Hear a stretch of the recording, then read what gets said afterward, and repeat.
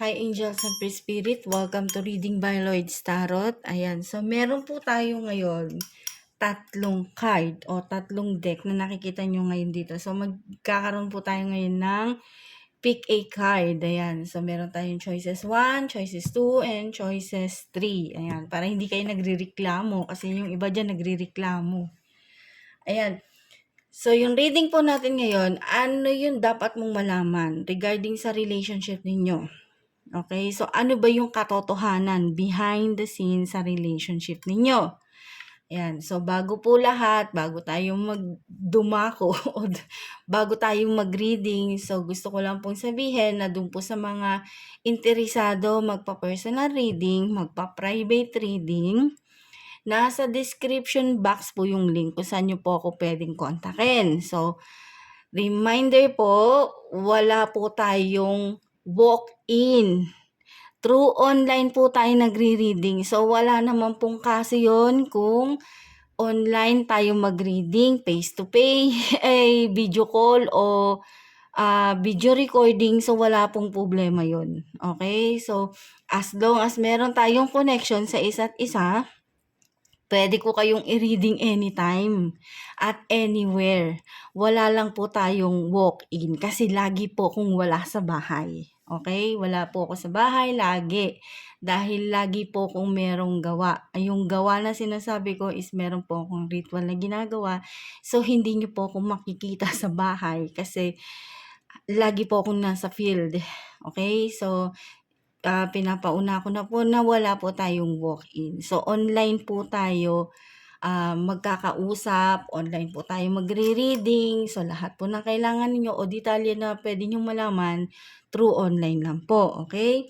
So, paano? Paano nyo malalaman kung legit ba yung account? Okay. Ayan. So, paano nyo mahahanap yung aking blue app? Ayan. So, blue app. Okay, so hindi ko masabi kung ano siya.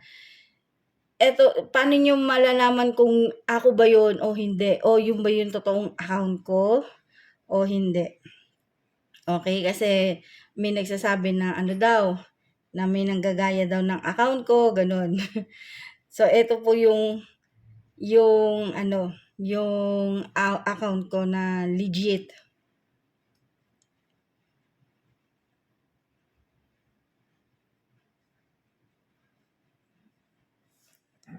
So, eto po siya. Makikita nyo po doon, meron siyang blue check sa gilid. Ayan. May mga eme-eme dyan kung ano yan. So, eto po siya. Hindi po ako madalas mag-upload. Alam nyo po yan na hindi po ako madalas mag-upload kasi sobrang busy ko po talaga. Okay, so hindi ko po magawa na araw-araw mag-upload. Kasi client sa client pa lang talaga ubos na oras ko. Kaya bihira lang po ako mag-post kapag merong free time yun. Doon lang po ako nag-a-upload ng mga vlog or videos na ina-upload ko dito, okay? So, ito po yung account ko through Blue App. Diyan niyo po ako kontakin. I-message niyo po ako diyan. Automatic meron po mag-message sa inyo, magre-reply. Pero, the following na question ninyo, sasagot po ako, hindi pwedeng hindi. Pwede niyo po akong tawagan, pero hindi rin po ako nag-book through call. Kasi po, dito ko po mismo sa Messenger, isi-send sa inyo yung inyong resibo, katunayan na meron kayong book or meron kayong slot sa akin, okay? So, dito nyo po ako i-message. Diyan nyo po ako i-message. Makikita nyo naman po na merong blue check diyan. Okay, so legit. Ibig sabihin legit. Okay po. Okay, so ito po yung question natin. Ano po yung dapat mong malaman sa relationship ninyo? Ano ba yung katotohanan sa relasyon ninyo? Ano ba yung dapat nyong hintayin? Kung meron pa ba kayong hihintayin o dapat antayin? Ayan, so meron po kayong tatlong choices. Okay, so ito yung 1, ito yung 2, and ito yung 3. Ayan, so mamili po kayo kung ano po yung gusto nyo dyan. And then, concentrate, focus, isend nyo po yung energy nyo dito. Kung alin po yung mapipili nyo at kung ano po yung kalalabasan, huwag nyo pong awayin, okay? Kasi, general reading pa rin 'to. Kung gusto niyong malaman yung personal reading yung talagang reading ninyo is magpa-private reading kayo through online na lang, hindi face to face. Okay, so puwede naman tayong mag-video call anytime kung magpapa-book kayo. So, regarding sa bayad, meron po talagang bayad, wala pong libre. Okay, so yung oras po pinag-uusapan natin dito, hindi naman po puwedeng maglamyerda lang tayo dito, okay? So, start na po tayo. Ito yung 1, ito yung 2, ito yung 3. Ano yung dapat mong malaman regarding sa relationship ninyo? Ano yung katotohanan sa relasyon ninyo? At ano yung mga tinatago behind the scenes sa relationship ninyo? Okay, so start na tayo.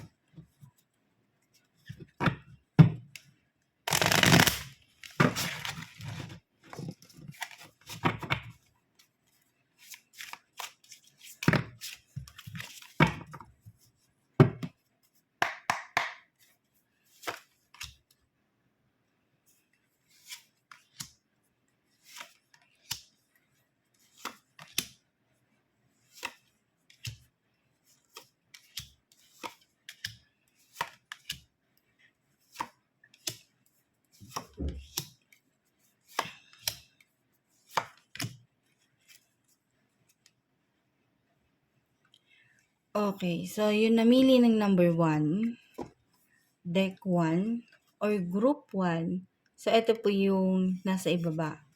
Okay, so sa nakikita ko, sa challenges, sa advice, at sa outcome, ano ba yung dapat mong malaman sa relationship ninyo? Unang-una, some of you, kung kayo hindi mapalagay sa relationship ninyo at hindi nyo alam kung ano yung position o status ng relationship ninyo sa ngayon, may nakikita naman ako dito na magiging okay pa kayo. Okay? So, magiging okay pa kayo, magkakaayos pa kayo, magkakasundo pa kayo, ganun. Kasi nandoon pa yung connection. Andoon pa yung parehas ninyong energy na hindi pa nakaka-move on ang bawat isa. Okay? Pero magiging okay kayo ulit sa situation nyo. Some of you, hindi ko nilalahat. Okay? So, merong offer. Yung isa, parang kinakain niya na lang yung pride niya. Yun yung nakikita ko dito. Kinakain niya yung pride niya kahit na hindi siya yung mali, kahit na hindi siya yung may kasalanan. Yung nababibe ko dito is siya yung nagpapakumbaba at hindi siya nagmamataas. Alam niyo ibig ko sabihin. Kumbaga, wala siyang pakialam kung ano na yung tingin sa kanya ng tao o ano yung sasabihin sa kanya ng tao. Pag siya yung mismong nagpakita ng ang tawag dito, yung loob na parang nakikipag-ayos siya dito sa person. Okay? So, some of you, meron parehas ng gender, meron parehas babae, meron parehas lalaki, meron babae at lalaki, ganun. So, in general. Okay? So, kung ano man yung behind the scene or yung mga sikretong tinatago, kumbaga, lalabas din. Okay? So, kung feeling mo may tinatago ito sa yung person mo, sa nakikita ko, lahat yun malalaman mo rin. Kumbaga, walang bulok na hindi umaalingasaw, ganon. So, yun yung malalim na nababibe ko dito. So, kung meron man tinatago itong person ninyo sa inyo na masyadong sikreto talaga na hindi niya masabi o hindi niya sinasabi, is lahat yun lalabas.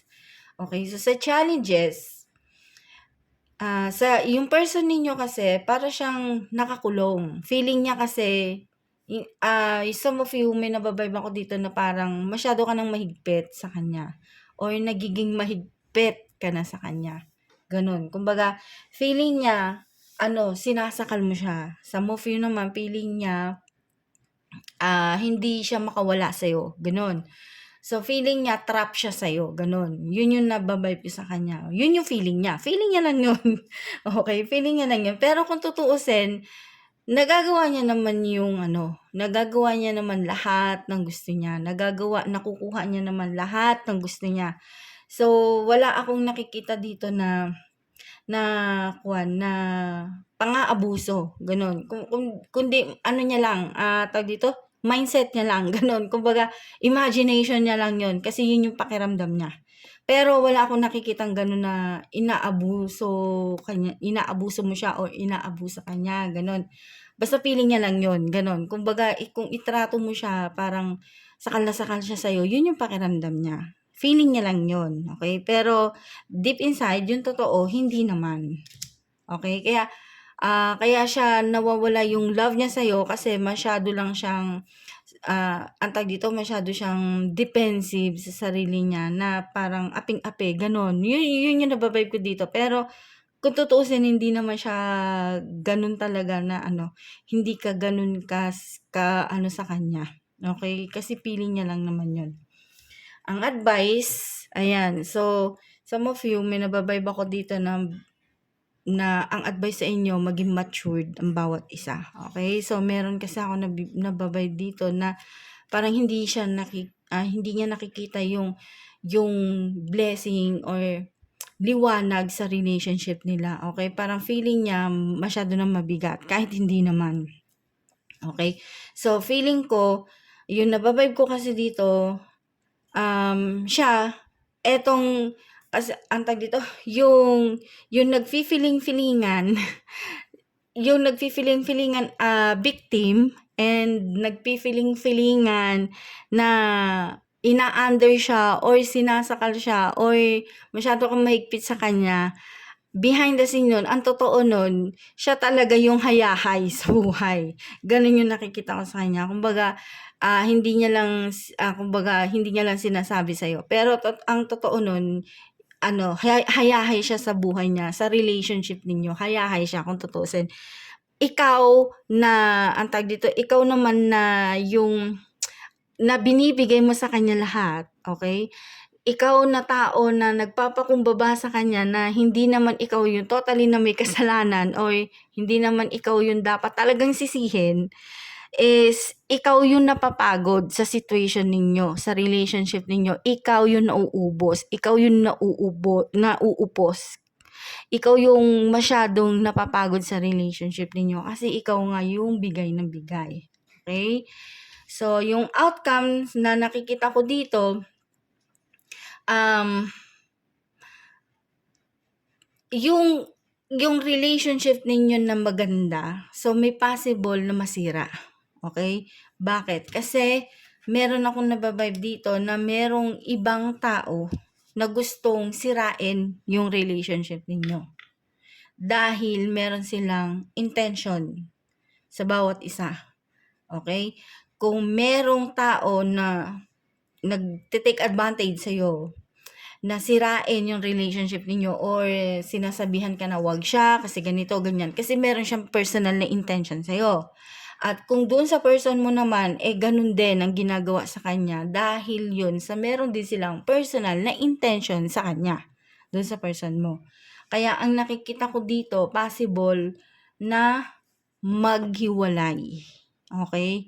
So, yun yung nababibe ko dito. Possible na maghiwalay kayo kung ganito yung scenario ninyong dalawa. Ayan. So, next reading, group 2. Okay? So, dun po sa mga gusto magpa-personal reading, magpa-private reading, please check nyo lang po yung description box sa baba. Nandoon po yung link sa nyo po ako pwedeng kontakin. So, again, sinasabi ko po, okay, kung saan nyo po ako kukontakin, dito po mismo.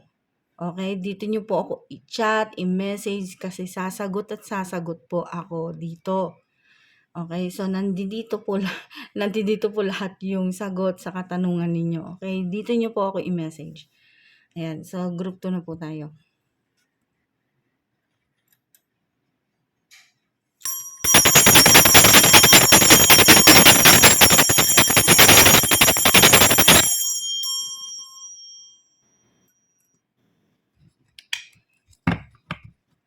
So, group 2. Ano yung dapat yung malaman regarding sa relationship ninyo? Ano yung mga hidden secret? Ano yung dapat yung alamin sa relationship ninyo? Okay, so group 2. Ano yung dapat yung malaman regarding sa relationship ninyo? Okay?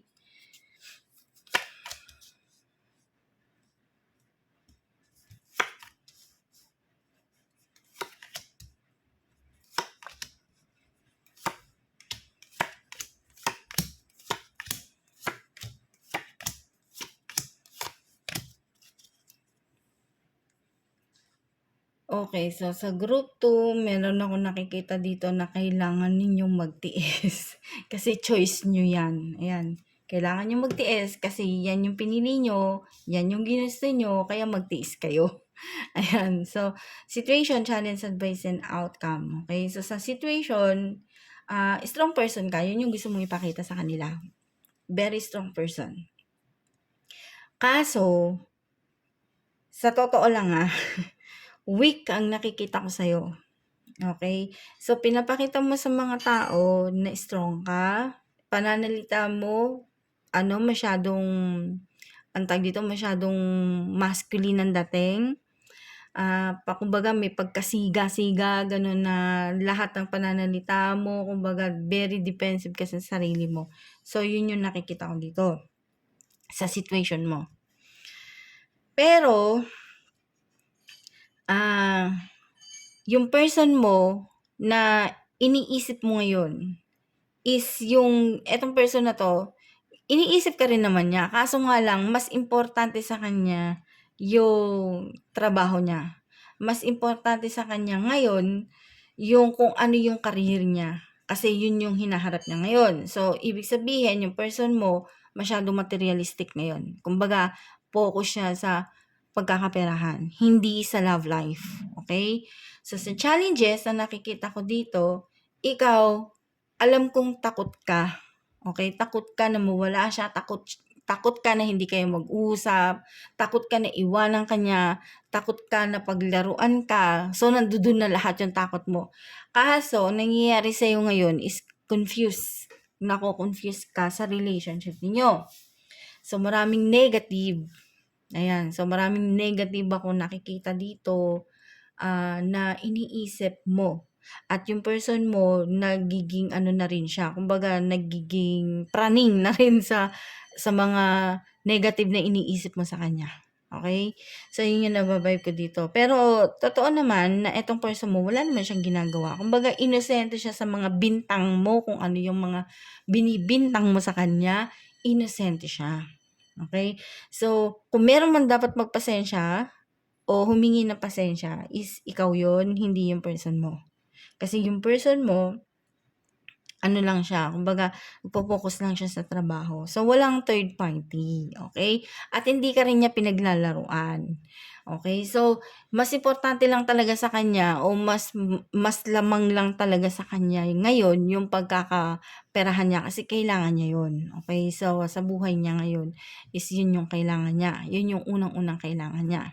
Kumbaga, second na lang yung relationship para sa kanya. Okay? So, yung outcome na nakikita ko dito, kaya hindi kanya pinapansin. Kasi, kaya ka din niya binalak at kaya ka din niya ayaw makausap, ayaw makita kasi nga may mga nasabi ka sa kanya na talagang tumatak sa isip niya. May sinabi ka na dinibdib niya. Kaya nagkaroon siya ng rason kung bakit hindi niya pinapansin yung mga messages mo. Kumbaga, nagiging dito, yung nagiging nag-overthinking ka sa kanya at yun yung ayaw niya sa'yo. Okay? So, gusto ka niya bilang tao, gusto ka niya bilang maging karelasyon, kaso nagbabago dahil sa panahon na pinagdadaanan nyo. Baga, dun siya yung parang kumbaga iniisip niya parang mag-antay ka kung kailan ka niya tatawagan, mag-antay ka kung kailan siya gagawa ng paraan para makipagkita sa'yo o hindi yung pipilitin mo siya. Okay? So, ang nangyayari, binablock ka niya or ayaw ka niya talagang isin o ayaw ka niyang makita, ayaw ka niyang makausap kasi nga busy talaga siya. So, mas focus siya doon sa pagkakaperahan niya kasi marami din siyang obligasyon at marami din siyang kailangan unahin. Hindi yung relationship. Okay? So, doon po sa mga gusto magpa-personal reading, magpa-private reading, dito nyo po ako kontakin sa account na to. Alam nyo na po yan kung saan yan. Blue up po yan. Ayan. So, nasa description box po yung link kung saan nyo po ako pwedeng kontakin. So, eto po yung legit na account ko. Okay? So, next po tayo is group 3.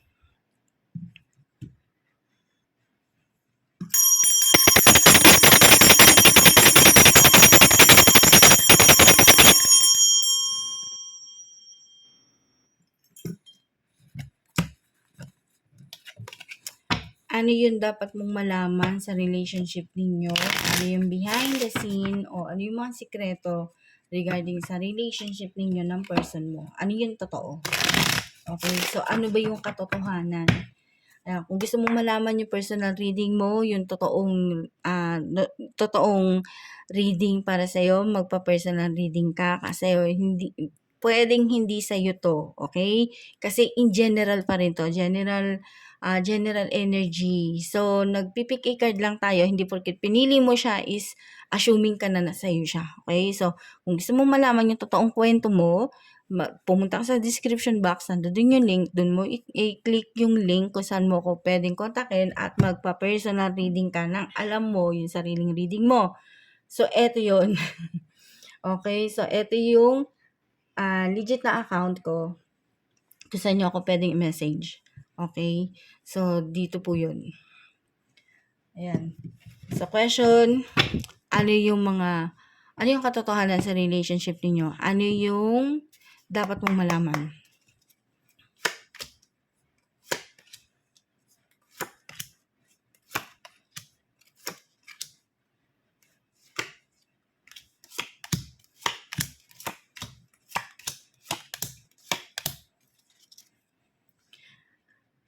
Ayan, so yung dapat mong malaman sa relationship mo, meron ng akong nakikita dito na obsession.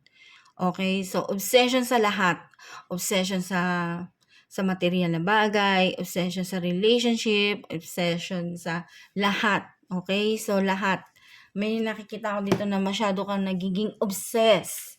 Ayan, so obsessed sa relationship at obsessed sa person mo.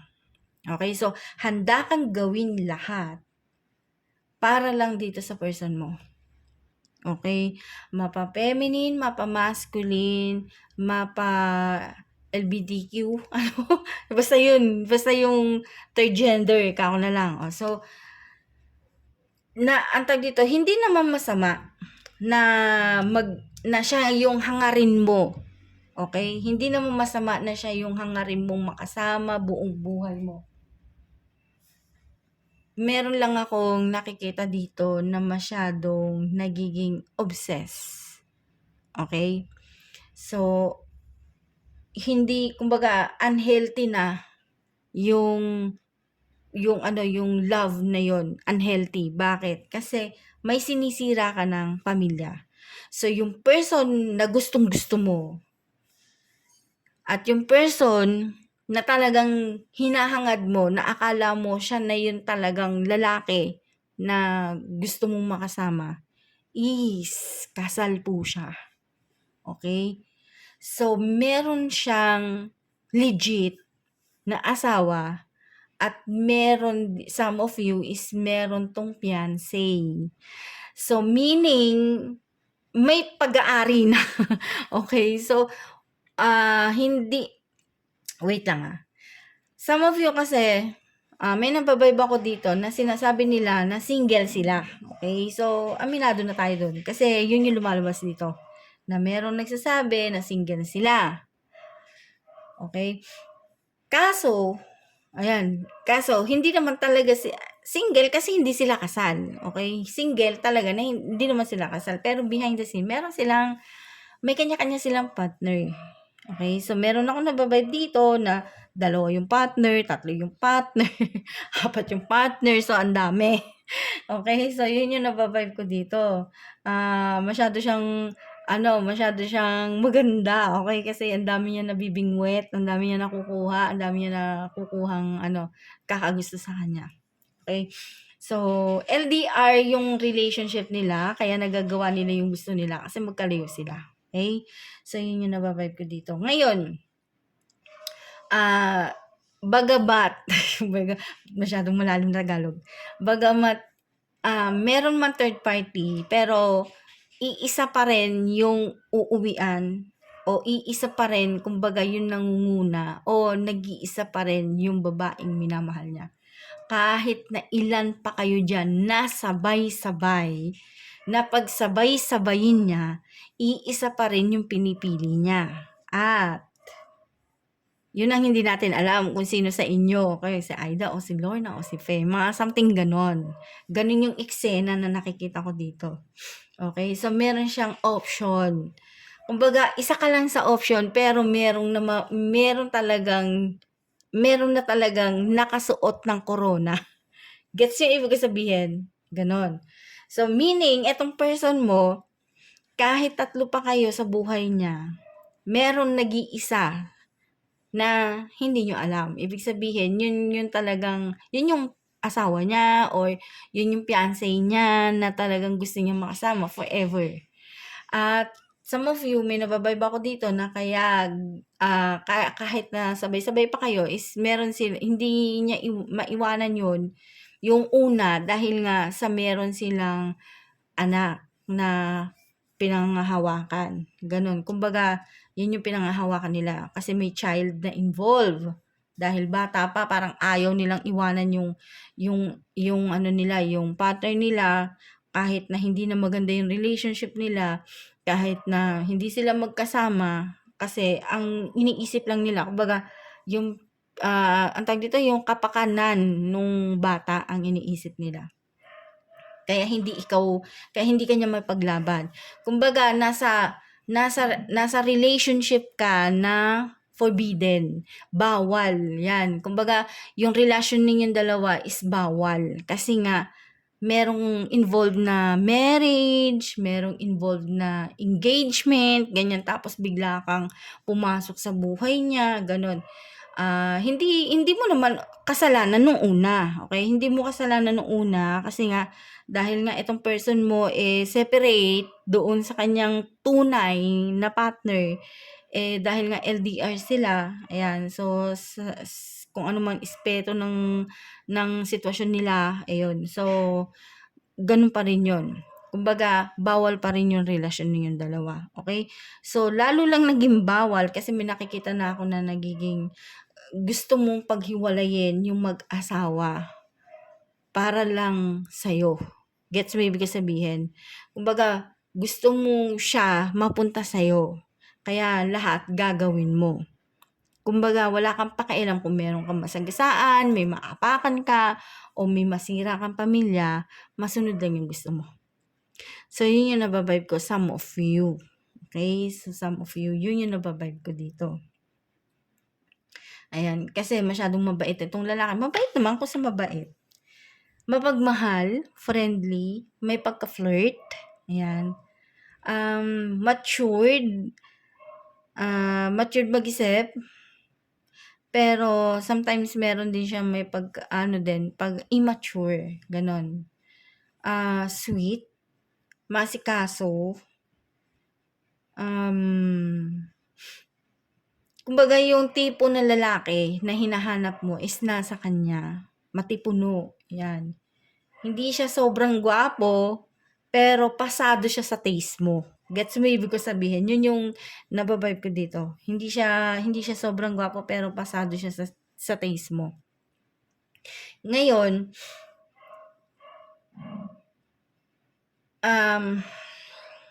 hindi ikaw yung pipiliin niya. Kasi mas pipiliin niya yung asawa niya dahil meron silang anak. Ayan. Kasi yung mga anak niya at yung anak niya, ayan, yung mga, ibig sabihin, ibang tao na yung tinutukoy ko kasi marami silang anak. At yung may anak na sinasabi ko, iba na naman yun. Siya kasi meron kumbaga naaawa siya dun sa bata, hindi niya kayang iwanan yung anak niya. Hindi yung asawa ang kaya niyang hindi yung asawa ang hindi niya kayang iwanan, kung hindi yung mga bata. Gets mo ibig ko sabihin? Kumbaga nananaig yung awa niya doon sa anak. Kaya hindi niya magawang iwan o hiwalayan yung asawa kasi may bata na involve. Some of you. Okay? Some of you. Yun yung nababibe ko dito. Kaya hindi ikaw yung mapili niya. Yun yung nakikita ko dito sa sitwasyon ninyo. Kaya yung relasyon ninyo, kahit paikot-ikutin mo pa, bawal talaga. Okay? So, bawal yung relationship ninyong dalawa. Unless, kung itong lalaki na to, hiwalayan niya yung fiancé niya, or hiwalayan niya yung asawa niya na dito, yung talagang as in hiwalay na sila, yung ganun, annulled o divorce, mga something ganun. Yun. So, yun yung nakikita ko dito na paraan. Yun. Baka sakali pa na mapili ka niya. Ganun. O piliin ka niya. Ganun. Kasi, sa nakikita ko, dito, nagiging, yung nagiging obsession, yung, yung, alam mo na, hindi ko mabanggit. Hindi ko mabanggit kasi baka mamaya bablock ako dito, patay tayo dyan. Ayan, so, pagdating sa hot scene, alam niyo na kung ano ibig ko sabihin. Ayan. Kasi doon nagkakaroon ng init. Ayun. So, yun. Kaya nagkakaroon ng obsession. Ganon. Ayan. So, yun lang po. Maraming salamat. Thank you and God bless. Ayan po. Doon po sa mga gusto magpa-personal reading, private reading, o magpagawa ng ritual dyan. Ayan. So, dito nyo lang po ako kukontakin. Dito nyo po ako kontakin kasi yan po yung legit account ko. Okay? So, may sasagot at sasagot po dyan kung ano man yung mga katanungan nyo. Ayan. So, maraming salamat po ulit and God bless po. See you next time.